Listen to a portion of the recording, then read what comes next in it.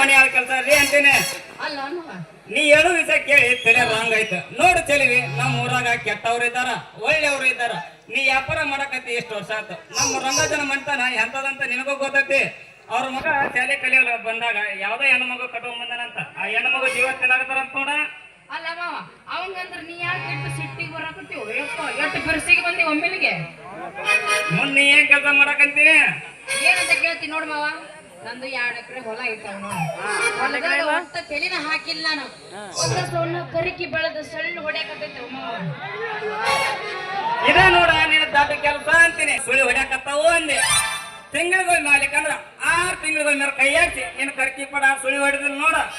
ಚಲಿವಿ ನೀ ಏನ್ ಎದ್ರಕ್ ಹೋಗ್ಬೇಡ. ನಿನ್ನ ಕರ್ಕಿ ಪಡಕ ಒಳ್ಳೆ ಮುರ್ತ ಅವನು ಮುಂದಲ್ ತುದಿ ಎಲ್ಲ ಜಂಗ್ ಹಿಡಿದು ಮಕ್ಕೊಂಡೆ ನಾನು. ಗುದ್ಲಿ ಹೆಸರು ಹಿಡಿಯಕ್ ಹೋಗ್ಬೇಡ. ಇದು ನಮ್ಮ ಅಪ್ಪನ ಬುದ್ಧಿ. ಅಷ್ಟು ಇಷ್ಟು ಸರಿ ಸಿಕ್ಕಿಲ್ಲ ಅಂತ ಮೂಲ್ಯಾಗಿಟ್ಟಾನ. ಈಗ ನನ್ನ ನೆಗಲ ಮ್ಯಾಗ ಬಂದತಿ. ಕಂಬರ್ ಗದ್ದೆ ಮಾತಲ್ಲಿ ಹೋಗಿ ಸಚ್ಚಗ ಬಾಯ್ ತೊಳಿಸಿ ನಿನ್ನ ಕರ್ಕಿ ಪಡಕ ಒಳ್ಳೆ ಮುಹೂರ್ತ ನೋಡ್ತೀನಿ. ಹೌದಾ? ಹಂಗಾದ್ರೆ ಒಂದು ಸತಿ ನನ್ನ ಹೊಲಕ್ಕೆ ಬಂದ ಅವನು ನೋಡಿ ಹೋಗ. ಬಂದ ನಿನ್ ಹೆಂಗ ಬಡಿಸಿ ತಿಳಿದಿ ನನ್ನ ಕೈ ಹಚ್ಚಿ ಹೋಗಕ್ಕಂತ ಎಂದನ್ನೋದ್ರೊಳಗೆ ಏನಂತೆ. ಈಗ ನಮ್ಮ ಅಪ್ಪ ನಮ್ದು ಹಸನ್ ಮಾಡಂತೇನ. ನಮ್ದೊಂದ್ ಸ್ವಲ್ಪ ನಿಂದೊಂದ್ ಸ್ವಲ್ಪ ಹಸನ್ ಮಾಡಿ ಒಂದ್ ವರ್ಷ ಅನ್ನೋದ್ರೊಳಗ ಬೆಳೆ ಬೆಳೆದ್ರಾತ.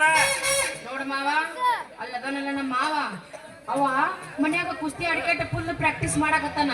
ಅದಕ್ಕಂತ ಹೇಳಿ ಮತ್ತ ಇಲ್ಲೇ ಭಾರತ್ ನಿಂತಂದ್ರ ನಮ್ಮ ಇಲ್ಲಿಗೆ ಬಂದು ಬಿಡ್ತಾನ. ನಾ ಇಲ್ಲಿ ಹೋಗ್ಬಿಡ್ಲೆ ಬರೋದು ಬರ್ತಿ. ಯಾರ ಮಾತು ಹೇಳ್ತಿ ಹೊಕ್ಕಿನೇ ಅಂತೆ. ಮತ್ತೆ ಏನ್ ಮಾಡ್ಲಿ? ಸ್ವಲ್ಪ ಈ ಬಿಮ್ಮೆಸಿಗೆ ಬೆಲ್ಲದ ಮಾತು ಹೇಳಿ ಒಂದ್ ಮುತ್ತು ಕೊಡ್ಬಾರ ನನ್ನ ಸುಂದರ ಸುಂದರಿ ತೆಲಿಗೆ. ಅಲ್ಲ ನೀ ಇಟ್ಟು ಪ್ರೀತಿಯಿಂದ ಕೇಳಕತ್ತಿ ಅಂದ್ರೆ ಕೊಡ್ಲಾರ್ದ ಇರ್ತೀನಿ ನಾನು.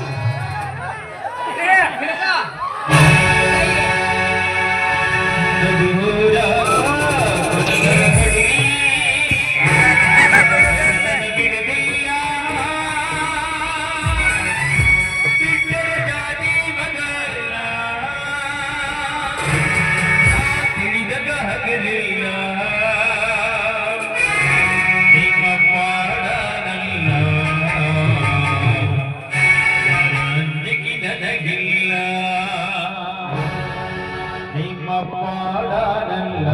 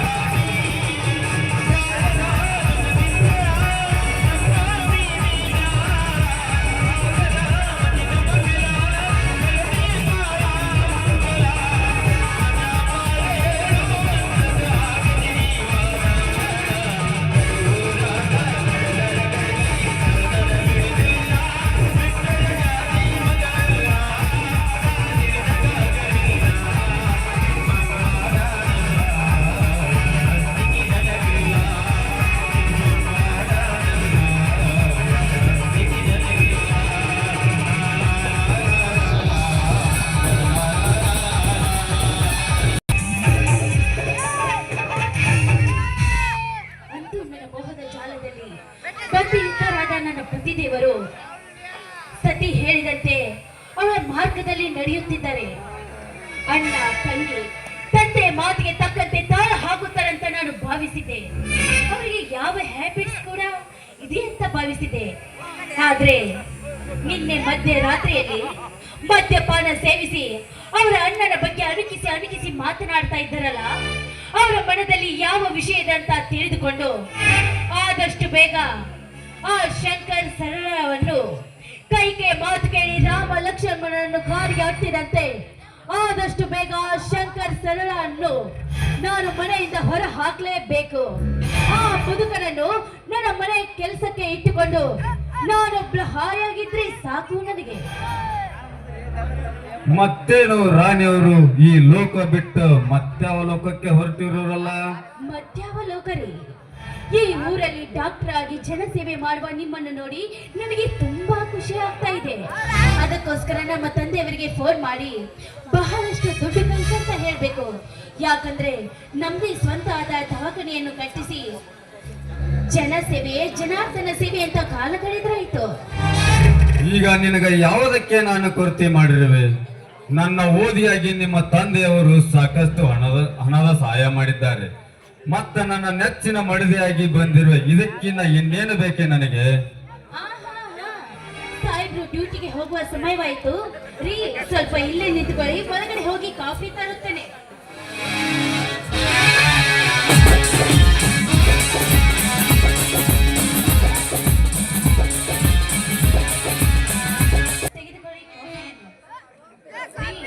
ಆದಷ್ಟು ಬೇಗ ಬಂದು ಬಿಡಿ ನೀವು. ಯಾಕಂದ್ರೆ ಮನೆಯಲ್ಲಿ ಒಬ್ಬರೇ ಇದ್ದು ನನಗೆ ತುಂಬಾ ಬೇಜಾರಾಗುತ್ತದೆ. ನೀವು ಬೇಗ ಬಂದ್ರೆ ಹೊರಗಡೆ ಹೋಗಿ ಸಿನಿಮಾ ನೋಡಿಕೊಂಡು ಬರೋಣ. ಚಂಚಲ, ಮಾಡಿದ ಕಾಫಿ ತುಂಬಾ ಕಹಿಯಾಗಿದೆಯಲ್ಲ? ರೀ, ಕಾಫಿಗೆ ಸಿಹಿ ಬೆರೆಸುವುದನ್ನೇ ಮರೆತು ಬಿಟ್ಟಿದೆ ರೀ. ಸ್ವಲ್ಪ ನಿಂತ್ಕೊಳ್ಳಿ, ಒಳಗಡೆ ಹೋಗಿ ಸಕ್ಕರೆ ತೆಗೆದುಕೊಂಡು ಬರ್ತೇನೆ. ಕಾಫಿ ಕೈಯಾದರೆ ಏನಾಯ್ತೆ?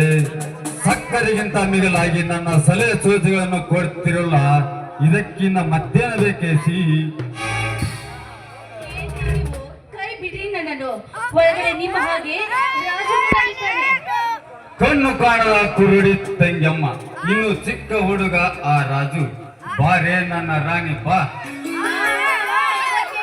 ಇಲ್ಲ, ಯಾವಾಗ ನೋಡಿದ್ರು ಮುತ್ತಿನ ಮತ್ತೊಮ್ಮೆ ಇರುತ್ತೀರಾ ನೀವು. ಬನ್ನಿ.